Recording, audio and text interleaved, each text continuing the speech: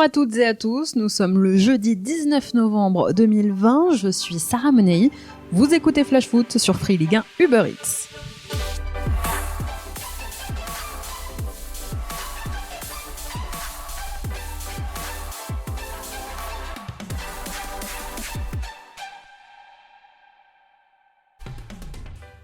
Ça y est, on connaît enfin les 3 adversaires des Bleus pour le Final Four de Ligue des Nations qui se tiendra en octobre prochain.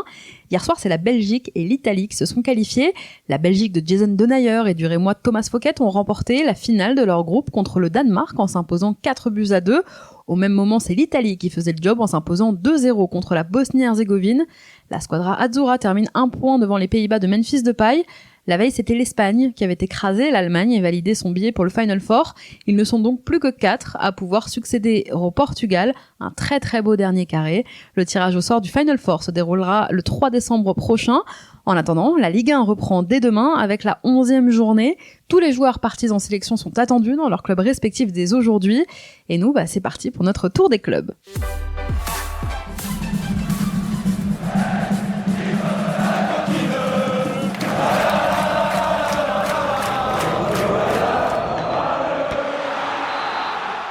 Après le report du match entre l'OM et Nice, initialement prévu samedi soir à 21h, il a été question pendant quelque temps de le remplacer par Angers-Lyon, qui était prévu lui dimanche à 17h. Et bien, chose qui ne se fera finalement pas, la rencontre se jouera bien dimanche après-midi, et donc il n'y aura pas de match de Ligue 1 samedi soir. Hatem Ben Arfa très optimiste, alors que le Bordelais retrouvera demain son ancien club Rennes pour une opposition au Roison Park en ouverture de la 11e journée. Hatem Ben Arfa a une confiance absolue concernant le classement final de Bordeaux en Ligue 1 en fin de saison. On sait où l'on veut aller et vous verrez qu'en fin de saison, on sera mieux classé que nos objectifs. Voilà ce qu'a déclaré le Bordelais hier après-midi en conférence de presse. On a envie de le croire. Brest, sans Romain Philippotto, blessé, ni Brendan Chardonnay, suspendu ce week-end. Absent depuis 2 matchs maintenant, Christophe Herrel est lui toujours incertain. Je vous rappelle que Brest accueillera Saint-Etienne samedi à 17h. Après Hatem Ben Arfa, retrouvailles en vue aussi ce week-end pour Mounir Chouillard. Formé à la Gaillette, le jeune attaquant dijonnais va retrouver les Lensois dimanche 15h alors que le DFCO accueille le RC Lens. Souvenez-vous, il avait quitté le nord de la France pour la Bourgogne il y a 1 an à peine. À Lille, Renato Sanchez et Celik absents ce week-end contre Lorient. Forfait contre les Bleus samedi dernier, Sanchez souffre d'une blessure musculaire derrière la cuisse.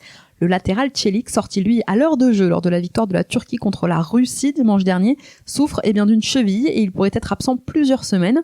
Les Lillois seront donc très diminués puisqu'ils devront faire en plus sans José Fonte, sans Reinildo ni Bourak Yilmaz, tous les 3 suspendus pour une accumulation de cartons jaunes. Je vous parlais hier du jeune Loris Mouyukolo, il semblerait que ce soit la saison des signatures. Alors, puisqu'un autre jeune vient de signer son premier contrat pro, il s'agit de Redouane Bourlès, 17 ans, qui évolue lui aussi avec l'équipe réserve des Merlus en National 2. Il est au club depuis l'âge de 11 ans. On continue notre tour des clubs dans un instant, mais avant ça, c'est l'heure de notre déclat du jour. Elle est signée Christophe Galtier. C'est mon cœur qui parle. Et vous avez un chef d'espoir qui est une retenue.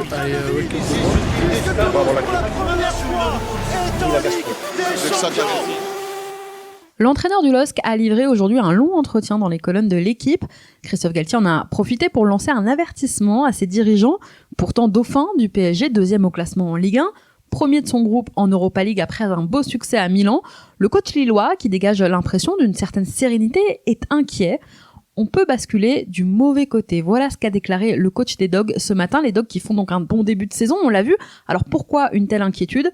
Christophe Galtier craint que l'absence de Luis Campos, fondamental dans la structure du projet lillois, ne se retourne finalement contre le club. Le départ du conseiller du président et du directeur sportif du LOSC est très redouté. Toujours dans cet entretien, Christophe Galtier a précisé qu'il n'avait plus de nouvelles de Campos depuis le 20 août dernier. Effectivement, ça commence à faire long. Allez, on reprend notre tour des clubs, on part à Lyon. Arrivé à l'OL il y a 5 ans maintenant, Maxwell Cornet était au départ ailier sous les ordres de Bruno Genesio, souvenez-vous. Et avec Rudy Garcia, le joueur a reculé de 2 crans sur le terrain pour être repositionné couloir gauche. Souvent décrié, Maxwell Cornet, il n'est pas en réussite, il faut le dire, par rapport au pourcentage de centres, par exemple. Une statistique est tombée hier. Le Lyonnais détient le pire ratio de centres réussis en Ligue 1 depuis le début de saison. 7,9% seulement de centres réussis, c'est 3 sur les 38 qu'il a tentés. En fin de contrat, à l'issue de la saison, Florian Thauvin n'a toujours pas trouvé d'accord avec l'Olympique de Marseille au sujet d'une prolongation. Dès son arrivée, le directeur sportif marseillais Pablo Longoria avait dit cet été qu'il ferait de ce dossier une priorité. Mais pour l'instant, le club n'est pas parvenu à trouver un accord avec le joueur et son agent. C'est pourtant le meilleur buteur de l'OM. Pour l'instant, d'après la presse espagnole aujourd'hui, c'est le FC Séville qui compte bien profiter de la situation et de ce flou pour attirer Thauvin dans ses filets dès l'été prochain. Belle revalorisation salariale à la clé et catastrophe pour l'OM si Thauvin partait libre en fin de saison. Incroyable histoire à Montpellier où un faux profil, se fait passer sur les réseaux sociaux pour un joueur japonais du MHSC avec donc un faux profil de fausse photo. Le joueur, qui aurait 19 ans dans son imagination, s'est d'abord fait passer pour un membre des U19 Payadins avant de poster des photos du groupe pro. Et tout ça, ça marche puisque depuis plus d'1 an, il avait accumulé 7000 followers sur les réseaux sociaux. Son nom, Tsubasa, ça s'invente pas. Olive et Tom, ils sont toujours en forme, Tom, Olivier. La sanction est tombée pour Valdemar Kita. Le président nantais est suspendu 2 mois, privé de toute fonction officielle par la commission de discipline de la LFP en raison de son comportement à l'issue de la défaite du FC Nantes face au PSG. Pour rappel, ce jour-là, Valdemar Kita avait eu des propos très virulents envers les arbitres. Il leur avait notamment reproché d'avoir reçu dans leur vestiaire à la mi-temps Kylian Mbappé, Marquinhos ou encore le directeur sportif parisien Leonardo. Pas de match donc ce week-end pour les Niçois en raison du report de leur rencontre face à Marseille à cause du coronavirus. En revanche, on sait déjà que pour la rencontre suivante, la réception de Dijon dans le cadre de la 12e journée, Patrick Vieira devra se passer de Morgan Schneiderlin. Le milieu niçois est copé de 3 cartons jaunes en l'espace de 10 matchs. Il sera donc suspendu dans une dizaine de jours maintenant. On reprend notre tour des clubs dans un instant. Avant ça, c'est l'heure de notre rubrique culture. La Reco Culture Foot. La Reco Culture Foot. Culture Foot. Chaque semaine, dans Flash Foot, on vous donne nos conseils sur toutes les nouvelles sorties, documentaires, bouquins, films autour du foot. Et cette semaine, c'est un jeu dont on va parler. Attention, Addiction, c'est l'une des principales attractions sportives de la saison virtuelle. Le jeu dans lequel vous pouvez vous prendre pour Mourinho ou Guardiola. L'édition 2021 de Football Manager sortira officiellement mardi prochain. Pour la version Xbox, il faudra patienter jusqu'au 1er décembre. Pour en parler, je suis avec un ambassadeur d'FM France, Olivier, alias Gourou FM sur les réseaux sociaux. Bonjour Olivier. Et bonjour, comment va ? Ça va très bien, merci et toi ? Eh bien écoute, très bien, merci. Alors la version bêta du jeu est déjà disponible, est-ce que t'es branché là devant FM ? Pas encore, mais on va pas tarder à le lancer. Olivier, quel est le principal changement par rapport à l'édition précédente ? On a notamment en grosse nouveauté le changement, le retravail des interactions, que ce soit avec les joueurs directement ou avec la presse, où maintenant on a installé un système de gestuelle pour pouvoir communiquer plus facilement et avoir une meilleure immersion de la part du joueur.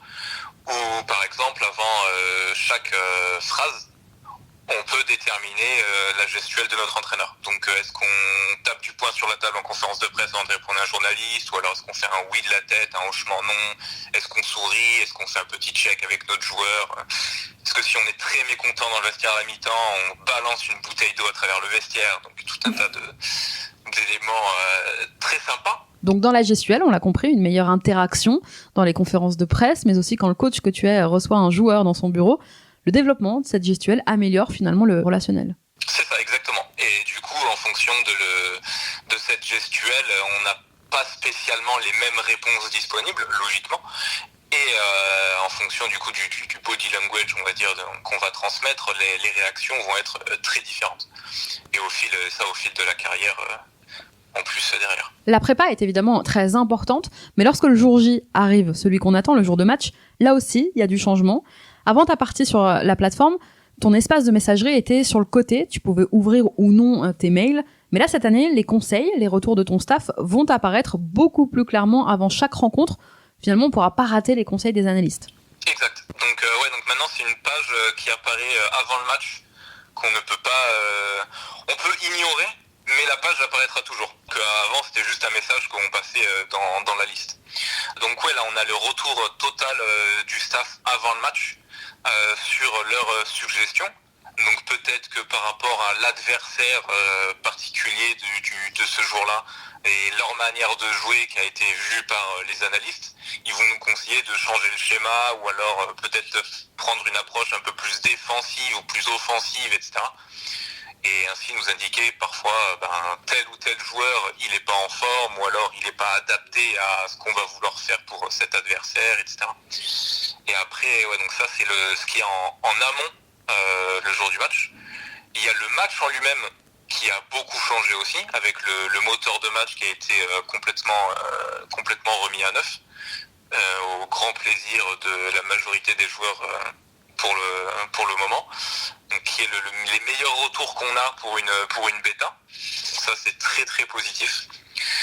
Et pendant le match, on a accès à la mi-temps et à la fin du match à bien plus de stats avec les analystes de données, notamment les expected goals, donc les XG, qui font leur apparition dans le jeu cette année.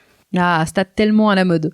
Ouais, exactement. Et en plus, Football Manager, qui est un jeu très orienté sur les stats, etc., c'est la suite logique de l'avoir dedans. Mais tu trouves que ça apporte vraiment, toi, quelque chose, les XG ? En fait, ça permet aux joueurs, parce qu'on voit pas, très peu de joueurs regardent le match en complet. On regarde juste certains temps forts, etc. Donc parfois, on se fait pas nécessairement une réelle idée de la physionomie du match dans son ensemble. Donc avoir à tout moment les XG disponibles permet de voir quel effectif, quelle équipe a eu les occasions les plus dangereuses au final, et d'avoir une vraie donnée et un vrai avis objectif là-dessus. Même si naturellement ça reste qu'une donnée et tout peut être parfait, perfectible, etc. Olivier, tu as parlé de l'avant-match, de la mi-temps. Il y a les causeries qui sont très importantes. Qu'est-ce qui a changé dans le jeu à ce niveau-là ? Dans les causeries, c'est inclus entre guillemets dans les interactions, avec justement toute la gestuelle qui change, et maintenant il y a beaucoup plus d'options vis-à-vis de ça. Il y a les causeries en match, où sur le banc de touche, on peut toujours encore encourager nos joueurs à tout moment, de manière individuelle ou globale, à la même manière qu'un coach le fait chaque week-end sur son banc de touche. Et après, il y a beaucoup de gestion du joueur en individuel pendant le match, mais aussi en dehors entre les matchs, où on peut réagir après chaque entraînement sur est-ce que lui s'est bien entraîné, est-ce que lui s'est pas bien entraîné, lui faire savoir, essayer d'améliorer tout ça ou non. Alors pour toi, quel est le gros atout de la nouvelle version par rapport à la précédente ? Moi j'ai beaucoup aimé ce qui a été approfondi dans les stats d'une manière générale. On a notamment les rapports d'après-match, donc qui sont pas exactement inclus dans le jour de match parce que ça arrive 1 ou 2 jours après, le temps que l'analyste processe tout ça. Mais on a des stats très détaillées maintenant, avant et après chaque match, sur la rencontre qu'on a eue, sur l'adversaire, comment notre équipe se situe par rapport aux autres clubs de la division. Par exemple, on a des tableaux qui précisent le nombre de frappes, le nombre de tirs qu'ont fait chaque effectif jusqu'à présent et le taux de conversion qu'ils ont. Donc on peut savoir exactement où on se place dans l'efficacité offensive et de même manière pour l'efficacité défensive après. Avec des graphiques, à la même manière qu'on a des petits graphiques qui analysent les attributs de nos joueurs sur leur page de leur profil. Maintenant on a ce même genre de graphique mais pour les stats du club.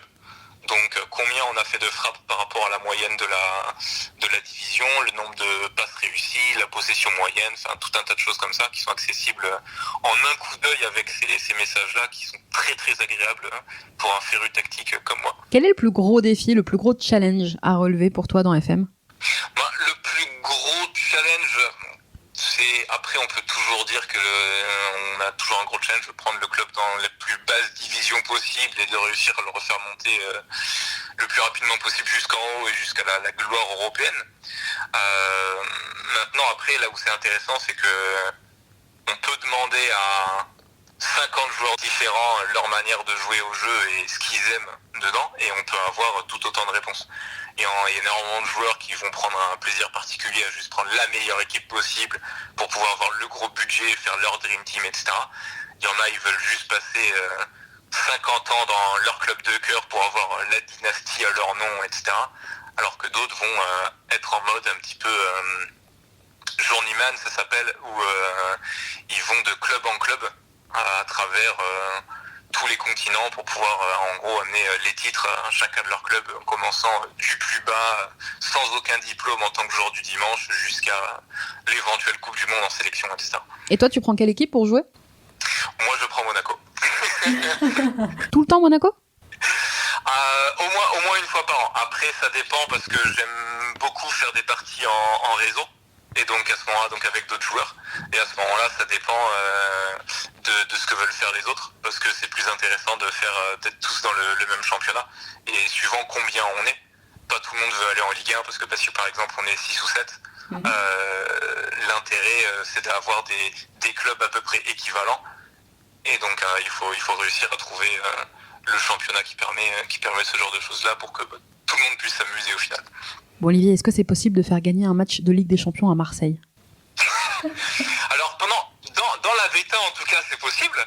On a vu pas mal de gens justement qui nous disent sur les réseaux sociaux que à l'instant T, pendant la bêta, et là pour ça d'ailleurs ils trouvent le jeu trop facile, en nous donnant des impressions d'écran de leur partie avec regardez, j'arrive même à gagner la Ligue 1 avec Marseille et faire des bons parcours en Champions League en 1 ou 2 saisons. Mais donc là on a les devs qui travaillent fort pour que le jeu soit le plus réaliste que possible à la sortie.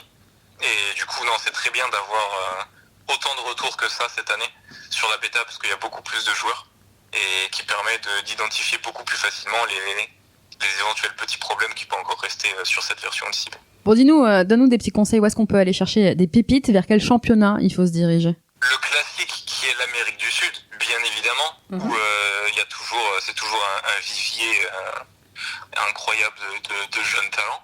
Après, là où nous on a beaucoup de chance en France, c'est que on est bien fourni là-dedans. La majeure partie des top clubs français ont tous quelques très grands espoirs dans leur club. Donc on peut, sans trop de problèmes, tant qu'on a un minimum de budget bien sûr, aller piocher de manière locale les petites pépites qui traînent dans le coin. Est-ce que tu penses que le milieu se sert d'AFM pour aller scouter des joueurs ? Est-ce que les directeurs sportifs, les départements en scouting trouvent des... Alors on a des clubs qui sont en lien direct avec nous pour avoir des accès à la base de données. Après, comment ils s'en servent ou pas, ça je saurais pas dire. Mais en plus parlant et plus concret, en récent, il y a le président de Toulouse qui avait donné des interviews où il précisait qu'il allait donner une importance toute particulière au data, il appelle ça, et en disant que pour son recrutement, ils allaient se servir de Football Manager, et que ce soit en amont des recrues, genre par exemple ils peuvent être amenés à chercher un certain profil sur FM, trouver un joueur et après envoyer leur recruteur recouper les infos lui-même, ou faire l'inverse, avoir leur recruteur qui leur dise lui il est pas mal, etc., et du coup aller voir si dans Football Manager c'est à peu près le même topo, si ça confirme le pressenti, et faire des moves là-dessus. Donc si on se fie à ça, il y a très clairement des clubs qui s'en servent.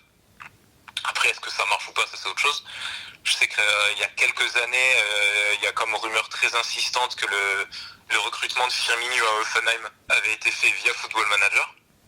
Je saurais pas le confirmer ou l'infirmer, j'ai pas l'info exacte, mais très régulièrement, il y a ce genre d'infos marrantes lui, on l'a pris via FM. Ça c'est toujours très sympa. Il y a des joueurs qui vous font des retours sur leurs notes ? Alors sur leurs notes, pas spécialement. On a pas mal de joueurs qui jouent au jeu chaque année.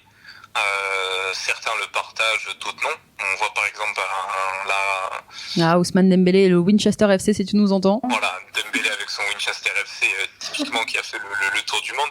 On sait du coup par les mêmes vidéos que Griezmann, Pogba, ils jouent régulièrement.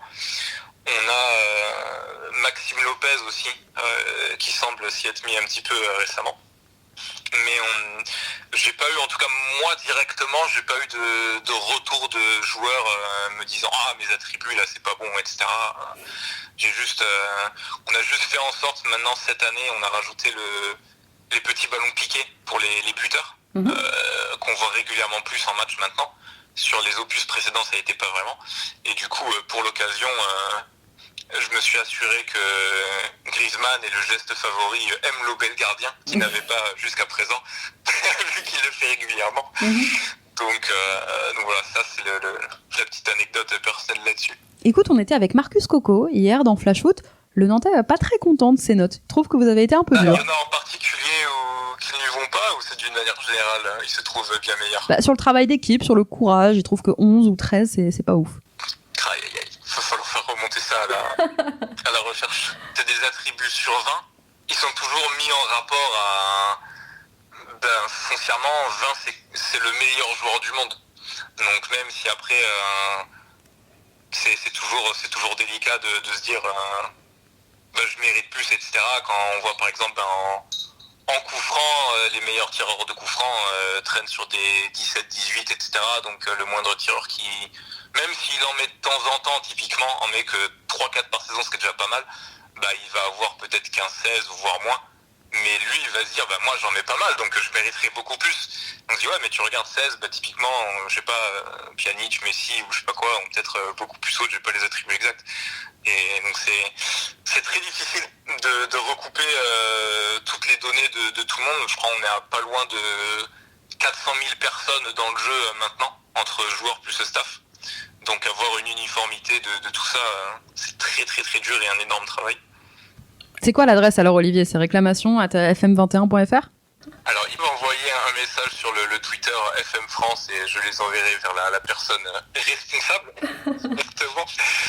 Mais non, on a la recherche qui travaille dur là-dessus, et après les recruteurs, je crois qu'on est à peu près 1400 chercheurs à travers le monde qui s'occupent de tout ça, avec à peu près un par club dans la majorité des clubs.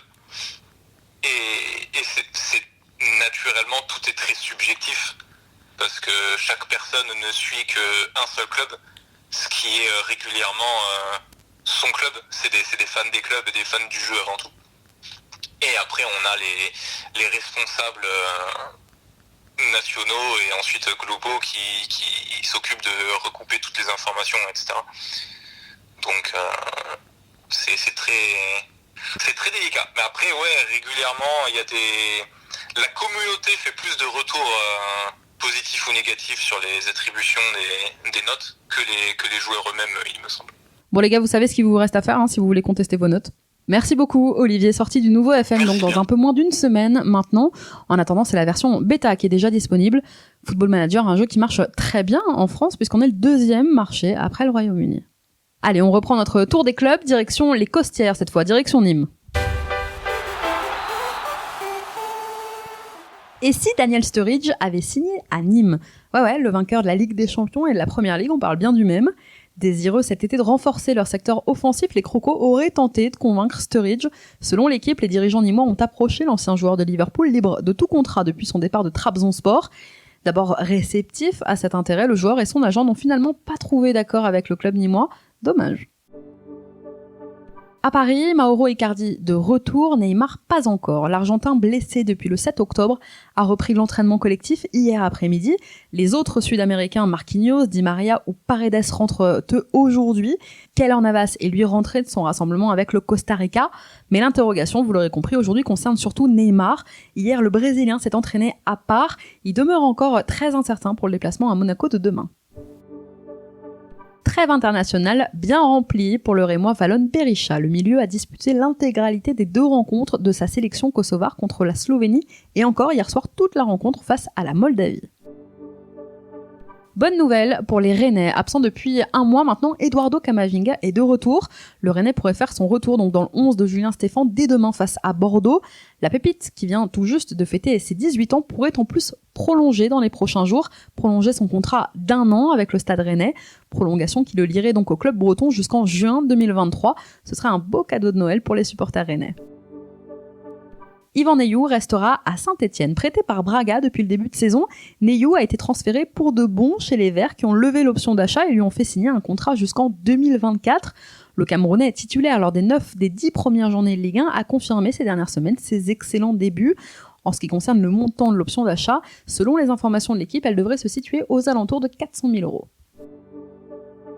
Christian Rotaker et Kader Mangane, respectivement actionnaires et coordinateurs sportifs du RC Strasbourg, ont été punis de 4 matchs de suspension, dont 2 matchs avec sursis, interdiction de banc de touche, de vestiaire d'arbitre et de toutes fonctions officielles, en raison de leur comportement envers le corps arbitral. C'était lors de la dernière journée, alors que Strasbourg recevait Marseille.